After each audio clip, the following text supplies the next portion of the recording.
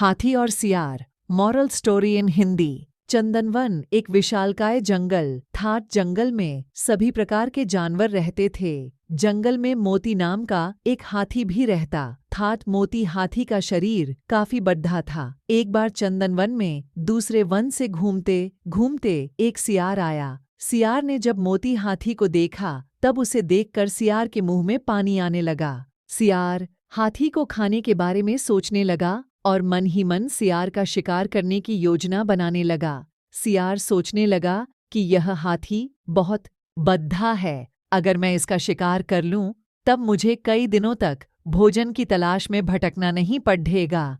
ऐसा सोचकर सियार हाथी के पास गया और उसे बोला, हाथी दादा, हमारे जंगल में कोई राजा नहीं है। हमारे जंगल के सभी जानवर चाहते हैं कि कोई बड्ढा और समझदार जानवर हमारे जंगल का राजा बने।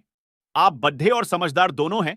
क्या आप हमारे जंगल का राजा बनना पसंद करोगे? सियार की बात सुनकर हाथी खुश हो गया।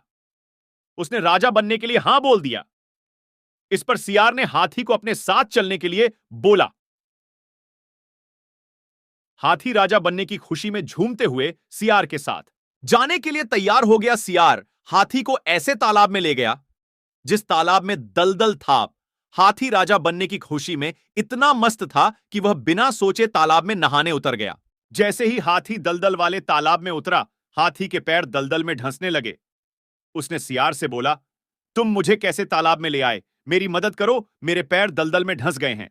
हाथी की बात सुनकर सियार जोर जोर से हंसने लगा और हाथी से बोला, मैं तुम्हारा शिकार करना चाहता था, इसलिए मैंने तुमसे राजा बनने की बात का झूठ बोली। अब तुम दलदल में फंसकर मर जाओगे और मैं तुमको अपना भोजन बनाऊंगा। सियार की बात सुनकर हाथी की आंखों से आंसू आने लगे। उसने बाहर निकलने की बहुत कोशिश की। बहुत बार सियार से बाहर निकालने की विनती की, लेकिन सियार ने उसकी कोई मदद नहीं की और हाथी कुछ देर के प्रयत्न के बाद मर गया।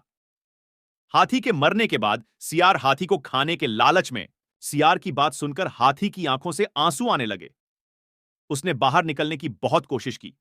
बहुत बार सियार ऐस की और हाथी कुछ देर के प्रयत्न के बाद मर गया। हाथी के मरने के बाद सियार हाथी को खाने के लालच में सियार यह भूल गया कि वह भी हाथी के साथ दलदल में नीचे जाता जा रहा है और अंत में सियार भी हाथी के साथ धीरे धीरे दलदल में ढंस कर मर गया। इस कहानी से हमें यह शिक्षा मिलती है कि जो दूसरों के लिए बुरा करता है, उसके साथ भी बुरा होता है। इसलिए हमें जीवन में कभी भी किसी के साथ बुरा नहीं करना चाहिए। अगर हम किसी के लिए बुरा करते हैं, तब हमें भी अपने साथ ऐसा होने के लिए तैयार रहना चाहिए, क्योंकि बुरे कर्म का फल हमेशा बुरा होता है। इसलिए किसी के साथ कभी बुरा ना करें। आपको हमारी यह कहानी कैसी लगी और आपने इससे क्या सीखा, हमें कमेंट करके जरूर बताएं।